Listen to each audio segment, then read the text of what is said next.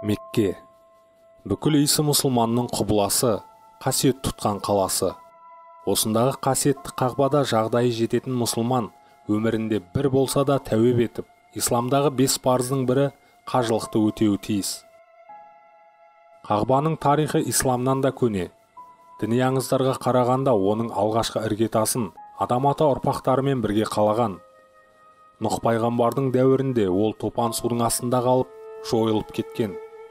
Қағбаны Ибрахим пайғамбар Алла тағаланың әмірімен қайта салған. Мұхаммед пайғамбардың заманында бұл жер тұрақты түрде қажылық парызды өтейтін орынға айналды. Бәріңе сәлем достар, сендермен Қарасаунд ТВ арнасы. Достар, арнаға тіркеліп, лүпіл басуды ұмытпаңыздар. Ал біз видеоны бастаймыз. 1979 жылы Қағбадағы Әл-Харам Аш-Шариф мешітінде күрделі жөндеу жұмыстары жүргізілді. Енді ол қажыларды бұдан көп қабылдауға мүмкіндік алды. Келушілерге ыңғайлы жағдай жасалды. Қарашада әлемнің түкпір-түкпірінен Қағбаға 5 парыздың бірін өтеуге келгендер ағыла бастады. 20 қараша. Бұл күні Меккеге келген мұсылмандардың қарасы тіптен көп болатын. Олар Алла үйінде құлшылық рәсімдерін атқаруға кіріскен. Енді бірер минуттардан кейін қасиетті жерде қан төгіліп, тосын оқиға болады деген ешкімнің де ойына кіріп шықпаған. Бар ынта-ықыласын, назарын тек жаратқанға аударған халық араларында кейбіреулердің қызыл шүберек байлап алғанын да байқамаған. Кенет басшыларының белгі беруімен қызыл шүберек байлағандар автоматтарын алып, қасиетті орында оқ атуға көшті. Үрейге беріліп, жаншырақ ашқан тобырдың астында жүздеген адам мерт болды. Терроршылар жұмыр жердің әр елінен келген 6000-ға жуық мұсылманды мешітке әкеліп қамады. Осы сәттен бастап олар көтерілісшілердің кепілінде отырды. Арада бірнеше сағат өткенде қаланың Таиф және Табук атты аудандарын көтерілісшілердің басып алғандығы белгілі болды. Король Халеттің сарай алдында жарылғыш заты бар көлік жарылды. Билік мұның алдын ала ұйымдастырылғанын, егер дер кезінде шара қолданбаса, төңкеріске алып баратынын осы кезде түсінді. Террористік шабуылды кім ұйымдастырды?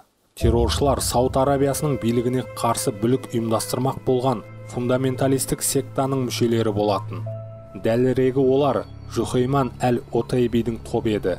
Ол радикалды ұйым ретінде 1973 жылы құрылған. Ұйым мүшелері өздерін ихвандарымыз, яғни бауырластарымыз деп атады.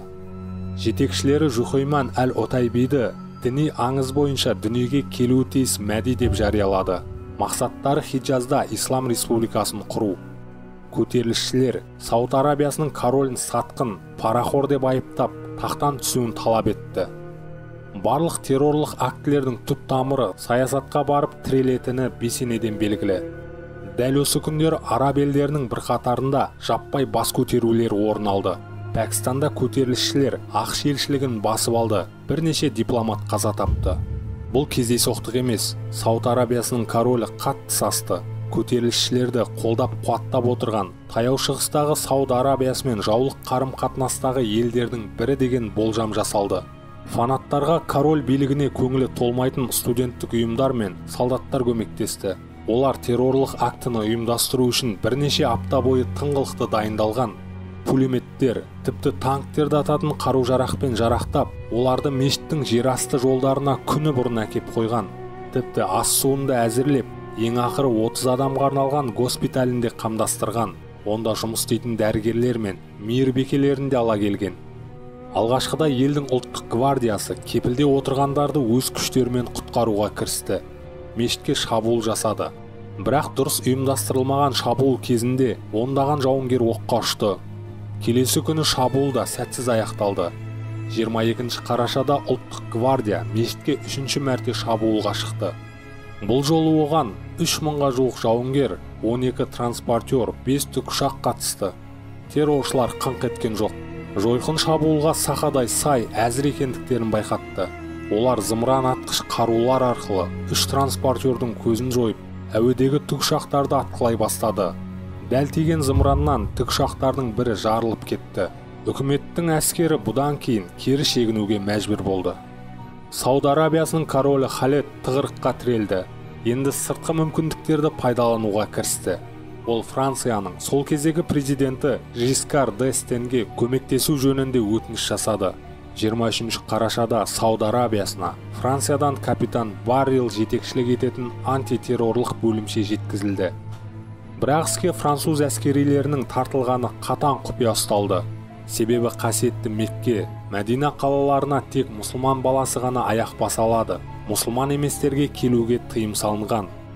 Француздар Мекке қаласынан бірнеше шақырым жердегі әскери лагерге келіп орналасты. Баррил алдымен Сауд Арабиясының басшыларынан Әл-Харам мешітінің жоспарын, сонымен бірге жерасты жолдарының схемасын көрсетуді сұрады. Таң қаларлығы сол, мешіт пен жерасты жолдарының жоспары ешкімде жоқ. Мұндай жағдайда француздар мешітке өз адамдарын жіберіп, барлау жұмыстарын жүргізуді ұсынды. Алайда жоғарыдағы талап тәртіпке сәйкес, бұл ұсынысты Сауд Арабиясының билігі қабылдамауы мүмкін еді. Алайда бұл жолы олар кеңпейілділік жасады. Кепілде отырғандардың бәрі мұсылмандар, олардың өмірін сақтап қалу үшін француздарды Мекке қаласына кіргізіп, барлау жұмыстарын жүргізуге болады деген тоқтамға келді. Қанша дегенмен кәсіпқой емес пе, барлаушылар бірінші күні-ақ ұлттық гвардияның әскерилері байқамаған жайттарды анықтады. Терроршылар мешіттің мұнараларына өздерінің мергендерін отырғызып қойған екен. Олар жоғарыда тұрып төмендегі әскерилерді оп-оңай жер жастандырып отырған. Терроршылар кепілге алғандарды мешіттің жерасты жолдарына әкеліп қамаған. Онда терроршылармен араласып отыр. Шабуыл кезінде олардың қайсысы терроршы, қайсысы кепілге алынған азамат екенін қалай анықтайсың? Не істеу керек? Баррил шабуыл жасап, уақытша естен тандыратын газ қолдануды ұсынды. Ендігі тек шабуыл жасайтын топты құру. Капитан тәжірибелі жігіттерді өз іріктеді. Ал мешіт мұнараларына жасырынған мергендердің әрекет етуіне кедергі келтіру үшін шабуыл кезінде оларға үздіксіз оқ атып, бас көтертпеу керек деп шешілді. Айтқандай, естен тандыратын газ Франциядан әкелінді. Шабуылға шығатын жауынгерлер де естен танып қалмау үшін олар противогазбен жарақталды. 27 қарашада күтпеген жайт орын алды. Неге екені белгісіз терроршылар кепілде отырған 6000 адамның 1000-ын босатып жіберді. Мешіттен шыққан бойда өздеріне қарай жүгірген азаматтарды Сауд Арабиясының әскерилері көтерілісшілер деп қабылдап оқ жаудырды. Дәл осындай жағдай бір емес екі мәрте қайталанды. Осы кезде түсініксіз жайт тағы орын алды. Әскерилердің біразы бұйрыққа бағынудан бас тартты. Төңкеріс болып кетуі мүмкін деген күдік одан сайын күшейе түсті. 29 қарашада капитан Баррил Сауд Арабиясының короліне өзінің жоспарын таныстырып, мақұлдауын алды. Жоспарды жүзеге асыру үшін алдын ала дайындық жұмыстары жүргізілді. Шабуылға тәжірибелі деген 30 сарбаз іріктелді. Олар 3 адамнан тұратын 30 топқа бөлінді. Әр топқа офицер жетекшілік етті. Оның қасындағы екі жауынгердің бірі газ атқыш гранатомет, екіншісі радиотелефон алып жүрді. Таңертеңгі сағат 10-да мешітке шабуыл басталды. Бірақ тағы да күтпеген жайт орын алды. Екі жақ бір-бірімен мидай араласқан кезде кепілде отырған азаматтардың біразы терроршылардың жағына өтіп кетті. Олар қолдарына қару алып оқ ата бастады. Ұрыс түс ауа аяқталды. Көтерілісшілер көп шығынға ұшырады. Олардың тек біраз бөлігі ғана тірідей қолға түсті. Ал кепілге алынғандар арасында қанша адамның өлгені туралы мәлімет жарияланған жоқ. 1980 жылдың 9 қаңтарында Жухейман Аль-Отайби мен оның 62 шәкірті өлім жазасына кесілді.